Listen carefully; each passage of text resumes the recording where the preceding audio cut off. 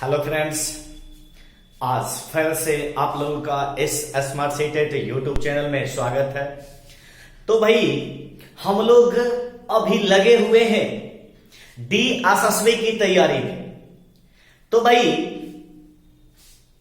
यह जो DSSB का एग्जाम है, इसमें से तो सारे लोगों को पता होगा कि जो व्यक्ति सीटेट क्वालिफाई है वही व्यक्ति आवेदन किए होंगे, ठीक है।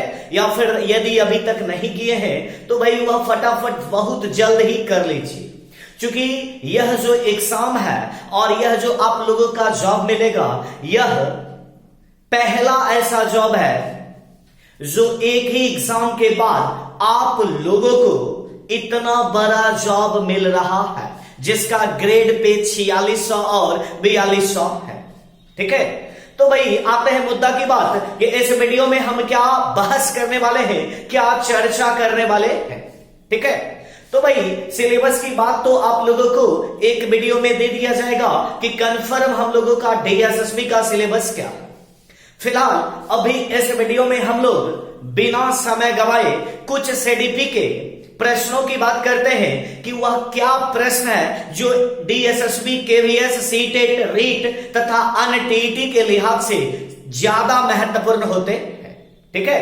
तो भाई देखते हैं कि यह जो वीडियो आप लोगों के बीच आ रहा है उसमें से क्या क्या प्रश्न आ रहे हैं, और इसी प्रकार से हम लोग बहुतों ढेर सारे प्रश्नों को डील करेंगे इस वीडियो के माध्यम से। तो भाई अगला जो प्रश्न हम लोगों का है वह हम लोगों के स्क्रीन पर आ रहा है।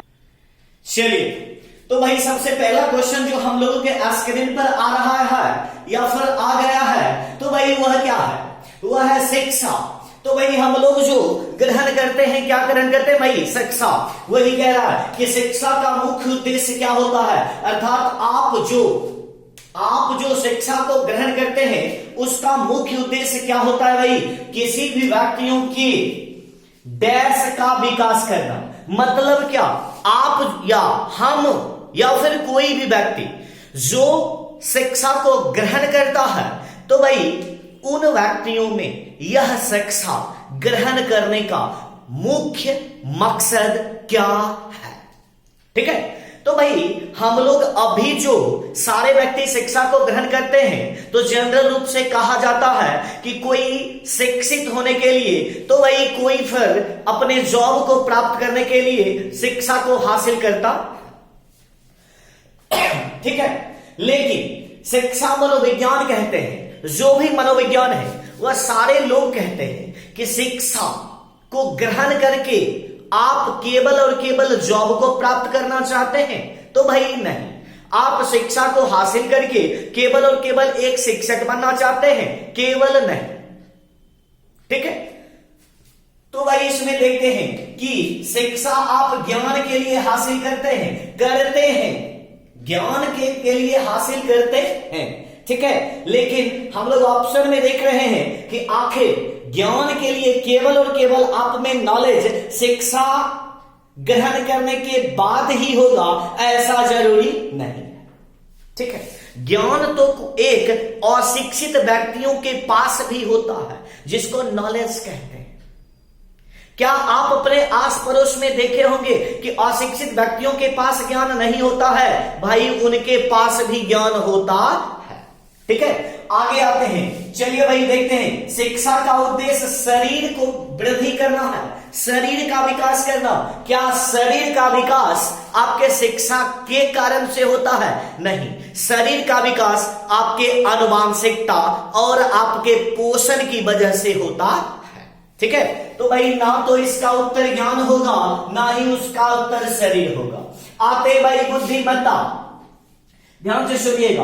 बुद्धिमत्ता मतलब आपके अंदर जो बुद्धि है, तो जनरल रूप से शिक्षा को ग्रहण करने के बाद ही आप में बुद्धि होगा, ऐसा भी कहना उचित नहीं, क्योंकि आप अपने आस पड़ोस में देखते होंगे कि एक अशिक्षित व्यक्तियों के पास भी बुद्धि ज्यादा होगा और एक शिक्षित व्यक्ति के पास भी थोड़ा बुद्धि लगाने की क्षमता कम होगी। तो क्या आप इसे उत्तर को लॉक कर सकते हैं? भाई नहीं लॉक कर सकते हैं, अर्थात यह भी इसका उत्तर नहीं होगा, अर्थात उत्तर क्या होंगे भाई? व्यक्तित्व। क्या होगा उत्तर? व्यक्तित्व। कि शिक्षा का मुख्य उद्देश्य क्या होता है भाई? तो व्यक्तियों के व्यक्तित्व का निर्माण करना। अर्थात व्यक्तित्व केवल एक क्षेत्र से संबंधित नहीं होता है, बल्कि व्यक्तित्व का संबंध आपके शरीर के प्रत्येक अलग अलग क्षेत्र से होते हैं। ठीक है, चलिए भाई, तो शायद कामना करते हैं कि इस प्रश्न के उत्तर को समझने में किसी को कहीं से किसी भी प्रकार से डाउट नहीं होगी। चलिए, तो भाई हम लोग अगले प्रश्न की बात करते हैं कि अगला प्रश्न हम लोगों के स्क्रीन पर क्या आ रहा है। ठीक है, तो इसके पहले भाई जो लोग सीटेट या फिर किसी भी प्रकार के टीटी की तैयारी करते हैं, और यदि इस चैनल के माध्यम से समझाने का तरीका ठीक लगा होगा और समझ आ रहा होगा, और यदि आप इस चैनल पर नए हैं तो क्या कीजिएगा भाई, इस चैनल को सब्सक्राइब जरूर कर लीजिए, ताकि जितना भी नया वीडियो अपलोड होगा उसका नोटिफिकेशन आप लोगों तक मिलता रहेगा। और यह आशा नहीं पूर्ण विश्वास कीजिए कि भाई हम लोग जमकर अभी होने वाले डीएसएसबी और सीटेट तथा रीट के लिए बहुत ही जमकर घर पर रह के ही तैयारी बेहतर तरीका से करेंगे। ठीक है, चलिए भाई, समय को बचाते हुए हम लोग अगले पायदान की ओर चलते हैं कि अगला प्रश्न हम लोगों के स्क्रीन पर क्या आ रहा है। चलिए भाई, तो हम लोगों के स्क्रीन पर दूसरा प्रश्न आ चुका है कि भाई दूसरा प्रश्न कहता क्या है। तो दूसरा प्रश्न कहता है कि आम अर्थ में शिक्षण, अर्थात भैया शिक्षण अधिगम एक प्रक्रिया है, अर्थात कह रहा है कि आम अर्थ में शिक्षण अभिक्षमता का अभिप्राय क्या है? शिक्षा देने की तीव्र इच्छा। भाई शिक्षण में केवल और केवल बच्चे हो सकते हैं, या फिर केवल और केवल पाठ्यक्रम होगा, या फिर केवल और केवल शिक्षक होगा? नहीं भाई, शिक्षण अधिगम प्रक्रिया कौन सी ध्रुवीय प्रक्रिया है? क्या कहोगे? त्रिध्रुवीय प्रक्रिया है। कौन सी प्रक्रिया है भाई? त्रिध्रुवीय प्रक्रिया है, जिसमें से शिक्षक, छात्र और पाठ्यक्रम आते हैं। जिसमें से भाई शिक्षक, छात्र और पाठ्यक्रम आते हैं, और इस त्रिध्रुवीय प्रक्रिया में तीनों का योगदान ही बहुत ज्यादा होता है। तो भाई आते हैं, शिक्षण अभिक्षमता का अभिप्राय क्या है? शिक्षा देने की तीव्र इच्छा। ध्यान से सुनो भाई, हो सकता है शिक्षा देने की तीव्र इच्छा, चूंकि आप बनिएगा कल शिक्षक, और यदि आपको शिक्षा देने का मन नहीं होगा, क्या आप शिक्षा दे सकते हैं? नहीं। बच्चा आपके क्लास में बैठा रहेगा और आप आराम से सो जाइएगा। अभी की देख लीजिए शिक्षा की हालत, अभी एक सेकंड रुकिएगा, अभी शिक्षा की हालत बाबू देख लो।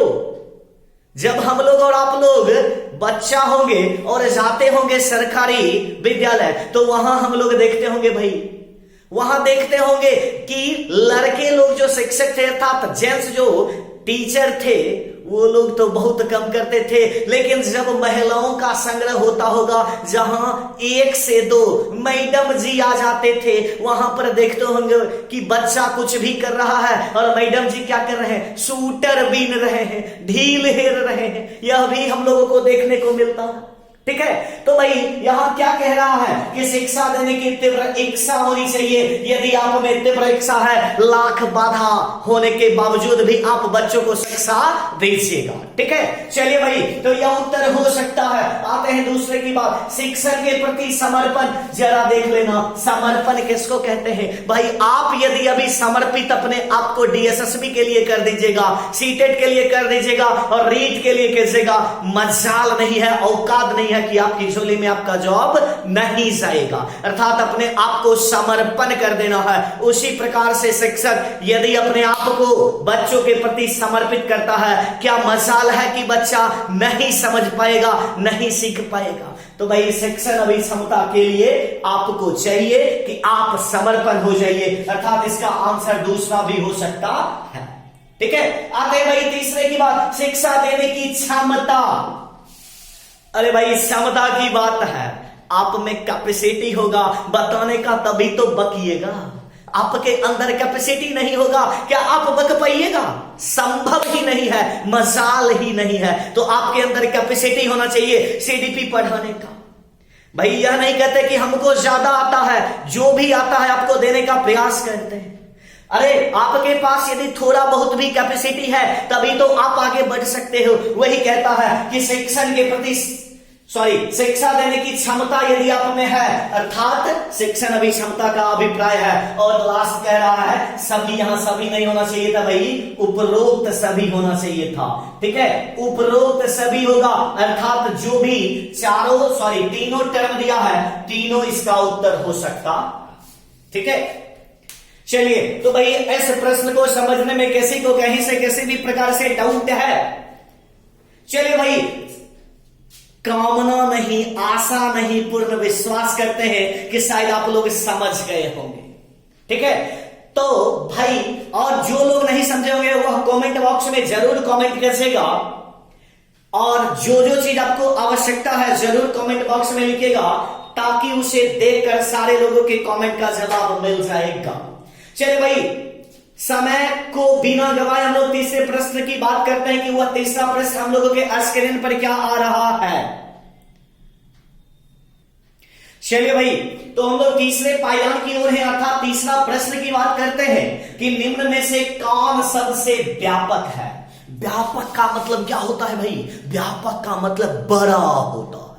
व्यापक का मतलब भाई क्या होता है? बड़ा, अर्थात यह जो चारों है इसमें से सबसे बड़ा कौन है। चले भाई, आते हैं मुद्दा की बात कि इसमें से सबसे बड़ा कौन है। सबसे पहला आता है उद्देश्य, दूसरा है लक्ष्य, तीसरा है विशिष्ट उद्देश्य, अर्थात उद्देश्य ही आ चुका। देखिएगा, यह चारों जो विकल्प है भाई, दो शब्दावली से ही निर्मित है चारों विकल्प, और यहां भी है उद्देश्य।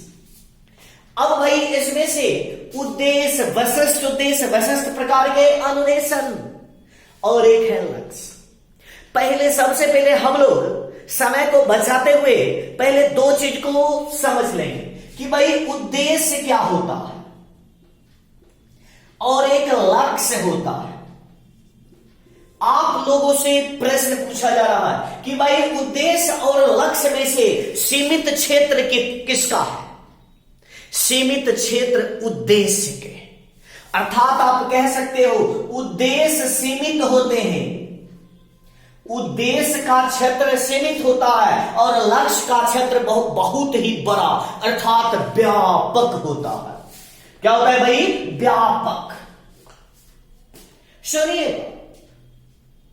अभी इसमें से आप सारे लोग पढ़ रहे हो, इसमें से कुछ लोगों का उद्देश्य होगा और कुछ लोगों का लक्ष्य होगा। बता देते हैं भाई, उद्देश्य कुछ लोगों का होगा, क्या करना? सीडीपी को समझना, डीएसएसबी को पास करना, सीटेट को पास करना, जॉब लेना, शादी ब्याह करना, जनसंख्या में वृद्धि करना और अपने आप को समायोजित कर लेना। लेकिन भाई हम लोग देखते हैं कि लक्ष्य, कुछ लोगों का लक्ष्य जो होगा यह ही नहीं। लक्ष्य बहुत बड़ा हो सकता है, आप लक्ष्य कोई भी चीज रख सकते हो और एक लक्ष्य को प्राप्त करने के लिए आपको बीच में कोई दूसरी सफलता भी हासिल हो सकती है। ठीक है, तो सीधा मायना में समझ जाइए, व्यापक अर्थात बृहद विस्तार, तो उद्देश्य का क्षेत्र सीमित होता है और लक्ष्य का क्षेत्र बाबू क्या होता है? बहुत बड़ा, अर्थात व्यापक होता है। ठीक है, चलिए इस प्रश्न को समझने में किसी को कहीं से कैसे भी प्रकार से डाउट है? हमेशा प्रत्येक प्रश्न में बाबू कह रहे हैं कि यदि कोई भी चीज आपको पूछना हो तो जरूर आप लोग कमेंट बॉक्स में लिखिए, ताकि आपके कमेंट का प्रत्येक प्रश्न का जवाब आप लोगों को अगले वीडियो में मिलता रहे। चलिए अगले पायदान की ओर आते हैं भाई कि अगला प्रश्न हम लोगों के बीच क्या आ रहा है। चलिए भाई, तो हम लोग चौथे प्रश्न की बात करते हैं। चौथा प्रश्न हम लोगों के स्क्रीन पर आ चुका है भाई। छात्रों को विज्ञान विषय, कौन कह रहा है भाई? छात्रों को विज्ञान विषय कैसे सिखाना चाहिए। ठीक है, मतलब कहने का आपका जो साइंस सेक्टर है उसे आप बच्चों को कैसे सिखाइएगा। चलिए भाई देखते हैं कि सबसे पहला जो ऑप्शन हम लोगों का है प्रश्न उत्तर देकर। अब जरा सुनिएगा, यह विज्ञान है, साइंस है भाई। आप लोग जो भी लोग सीटेट की तैयारी किए होंगे, चूंकि कामना करते हैं कि कुछ बच्चे जरूर सीटेट की तैयारी किए होंगे, जो डीएसएसबी का फॉर्म फिलअप किए हैं या कीजिएगा। ठीक है, चलिए भाई, तो ध्यान से सुनिएगा, प्रश्न और उत्तर छोड़िए, मारिए गोली कैसे भी चीजों को, अभी बता देते हैं। केवल और केवल पाठ्य पुस्तक को पढ़ा दिया जाए और पाठ्य पुस्तक पढ़ाने के बाद उसके सारे प्रश्नों का उत्तर करवा दिया जाए, क्या आप में नॉलेज हो जाएगा? अरे होगा भाई, संभव ही नहीं है। ठीक है, अर्थात यह उत्तर नहीं हो सकता है। हाँ, कुछ क्षेत्र में हम लोग विषय तक के क्षेत्र में याद कराने की बात तक करेंगे कि प्रश्न उत्तर याद करवा देंगे, लेकिन नॉलेज होगा नहीं। जब भाई जनरल विषय का नॉलेज नहीं होगा तो विज्ञान तो एक बहुत बड़ा विषय है जिसमें प्रयोग की आवश्यकता होती है, तो इसमें से कहां से हो जाएगा। चलिए भाई, आते हैं दूसरे पॉइंट की बात। दूसरा पॉइंट है प्रयोग दिखाकर।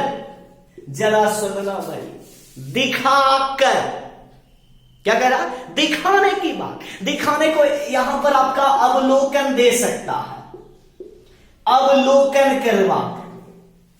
अब सुनिएगा, प्रयोग को अवलोकन करवाकर, अर्थात है आप जब स्वयं अपने आंख से देखिएगा तो नॉलेज होगा, लेकिन यह नॉलेज आप में हुआ है कि नहीं, यह भाई कब पता चलेगा? जब आप स्वयं कीजिएगा तब, कि केवल देख कर रह जाइएगा तब?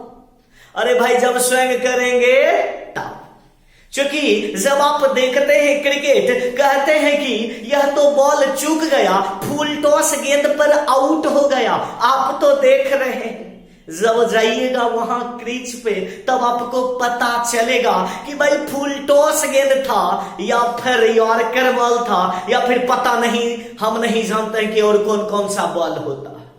ठीक है, तो कोई चीज आप देख कर कहिएगा हम भी ये कर लेंगे, और जब करने चलिएगा तो पता नहीं नानी याद आ जाएगा या फिर किस चीज का याद आ जाएगा।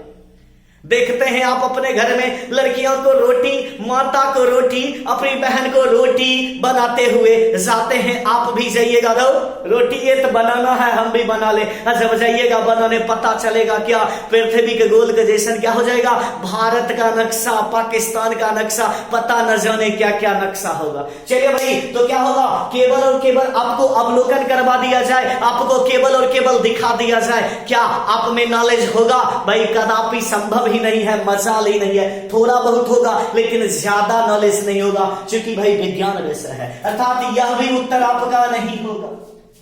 चलिए भाई, आगे आते हैं, छात्रों द्वारा प्रयोग करवाकर।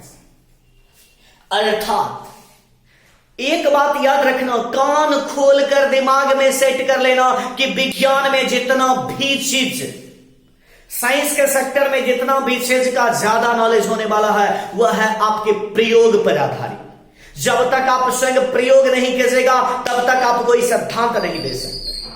प्रयोग किया जाता है, परीक्षण करता है, तभी वहां से नियम आते हैं, तभी वह किताब में छपता है। ठीक है, अर्थात तो भाई प्रयोग दिखाकर या स्वयं करवाकर, तो क्या जवाब दीजिएगा? जब आप में प्रयोग आप स्वयं कीजिएगा कि जरा रोटी बनाकर देखते हैं कि रोटी बन रहा है या नहीं। जब आप बना लीजिएगा 2-4 दिन, एक दिन में भी यदि 10-5 रोटी बनाइएगा, पता चल जाएगा कि आपको रोटी बनाने आ गया। अर्थात विज्ञान के विषय को कैसे सिखाना चाहिए? जब छात्र स्वयं करे तब।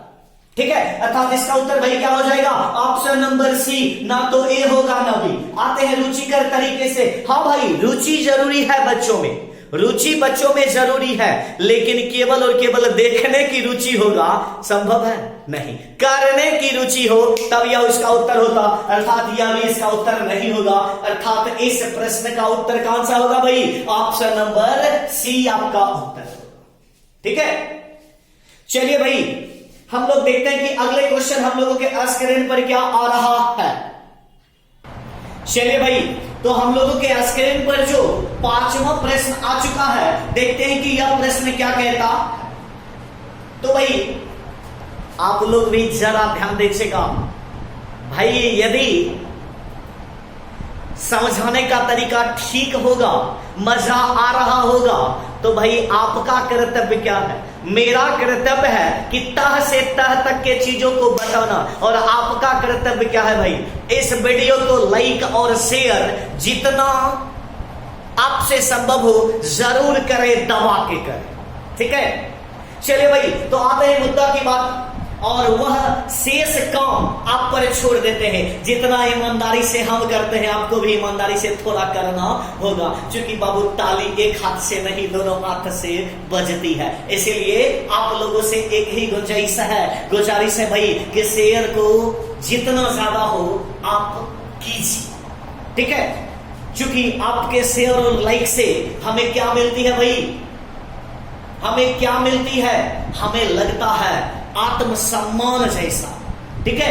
चलिए भाई, तो बिना समय गवाए हम लोग 5वें प्रश्न की बात करते हैं कि विद्यार्थियों के अवांछनीय व्यवहार। तो अवांछनीय का मतलब शायद आप लोगों को पता होगा कि भाई क्या होता है। अवांछनीय का मतलब गलत व्यवहार, नकारात्मक बातें। शायद सारे लोग जानते होंगे कि अवांछनीय व्यवहार में बदलाव लाने के लिए, अर्थात किसी बच्चा में, किसी भी व्यक्तियों में कुछ गलत व्यवहार है, कुछ अवांछनीय व्यवहार है, तो आप एक बेहतर शिक्षक होने के नाते उसके व्यवहार को परिवर्तन कैसे सीखा, ठीक है? चलिए भाई, तो हम लोग देखते हैं कि सबसे समर्थ पद्धति मतलब सबसे उचित, जो अच्छा हो, जो बेटर हो, उसकी बात कर रहा है भाई। सबसे पहला क्वेश्चन, विद्यार्थियों को दंडित करना। शायद आप लोगों को पता होगा कि एमसीएफ ने दंडित करने की बात नहीं कहा है, अर्थात यह उत्तर कदापि संभव नहीं, ठीक है? अर्थात यदि आप अपने आस पड़ोस में देखना कि यदि आप कुछ बच्चों को दंडित करते हो तो वह सकारात्मक की बजाय और किधर जाता है? नकारात्मक, कि इतना किए तो आपने इतना किए, चलिए हम और इतना बढ़कर करते हैं कि देखते हैं कि आखिर आप करते क्या है भाई, ठीक है? कुछ बच्चे तो ऐसे होते हैं कि चिढ़ कर आपको और ज्यादा गलत काम करें, अर्थात दंडित करने की बात को एमसीएफ नहीं मानता है, अर्थात यह विकल्प आपका नहीं होगा, ठीक है? चलिए भाई, दूसरे क्वेश्चन की बात, माता पिता को सूचित करना। ध्यान से देखिएगा, यह कुछ सकारात्मक पॉइंट तो है, लेकिन आप यदि बच्चों का व्यवहार गलत हो तो यदि आप उसके माता पिता को कहिएगा तो थोड़ा बहुत हो सकता है, यह होगा ही, यह संभव नहीं है, क्योंकि कुछ बच्चे ऐसे होते हैं जो माता पिता के बस से बाहर होते हैं। तो माता पिता तो उसके व्यवहार के बारे में शिक्षक को बताते हैं, तो भाई शिक्षक माता पिता के यहां जाएगा बताने, पता नहीं होगा, ठीक है? तो अर्थात हम लोग अभी विकल्प की बात करें तो कुछ सकारात्मक होगा, लेकिन रखते हैं, फिर आगे की बात करते हैं, नजरअंदाज कर देंगे, भाई कदापि संभव नहीं है। यदि बच्चा गलती कर रहा है तो आप उसे नजरअंदाज कीजिएगा, अरे नजरअंदाज कीजिएगा, उसका मन और बढ़ जाएगा, अर्थात आज कर रहा है 2%, कल करेगा 8%, ठीक है? तो कभी भी आप नजरअंदाज नहीं कीजिए, अर्थात कभी भी उसको अनदेखा मत कीजिए, नहीं तो वह बच्चा कैसा हो जा सकता है जानते हैं? एक समस्यात्मक बालक हो सकता है, वही आपके लिए कल गलत हो सकता है, आपके सामने में ऐसा बोझ बनकर आएगा, कहना बड़ा मुश्किल होगा, ठीक है? चलिए भाई, तो यह उत्तर भी नहीं होगा। आते हैं अवांछनीय व्यवहार के कारणों को जानना। चलिए ध्यान से सुनिएगा इस पॉइंट को, अवांछनीय अर्थात गलत व्यवहार के कारणों को जानना और उनका उपाय बताना। चलिए भाई, तो इसके सामने में ये उत्तर नहीं होगा। आते हैं ऑप्शन नंबर डी होगा। फिर से ऑप्शन नंबर डी को भाई पढ़ते हैं कि अवांछनीय व्यवहार के कारण को जानना और उनका उपाय बताना। बता देते हैं कैसे होगा और क्यों होगा। भाई आप सपोज दैट आप क्लास ले रहे हैं, आप कक्ष में हैं और बहुतों बच्चा पढ़ रहा है, एकाध बच्चा अभद्र व्यवहार कर रहा है, अर्थात गलत व्यवहार, अवांछनीय व्यवहार जो यह क्वेश्चन कहता है, तो आप उसे पीटिएगा नहीं। बच्चा यदि गलत व्यवहार कर रहा है, क्या उसके कोई एक कारण हो सकते हैं? नहीं, आपको कारण जानना होगा। वही तो कह रहा है कि व्यवहार के कारण को पता कीजिए और यदि आपसे संभव है तो आप उसके कारण का निपटारा कीजिए। क्योंकि कारण बहुत हो सकता है, कारण भाई बहुत हो सकता है, ठीक है। आप क्लास ले रहे हैं, उसमें से बच्चा ऐसा होगा कि आपके शिक्षण शैली से खुश नहीं होगा, अर्थात आपके बताने का तरीका जो होगा वह उसके दिमाग में सेट नहीं होता होगा, इसलिए भी वह गलत व्यवहार करता होगा। हो सकता है उसका तबीयत खराब होगा, हो सकता है उस बच्चों के साथ कुछ घटना घटित हो गया होगा, या फिर हो सकता है कि उस बच्चों को वह प्रकरण पहले से आता होगा, ठीक है।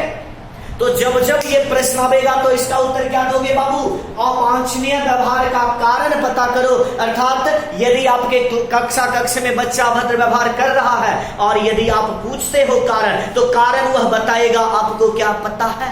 कारण बताएगा कि सर हम आपके शिक्षण शैली से नाखुश हैं, अर्थात आपके शिक्षण शैली बताने का तरीका हमारे दिमाग में सेट नहीं करता है। तो क्या उसे दंडित करोगे?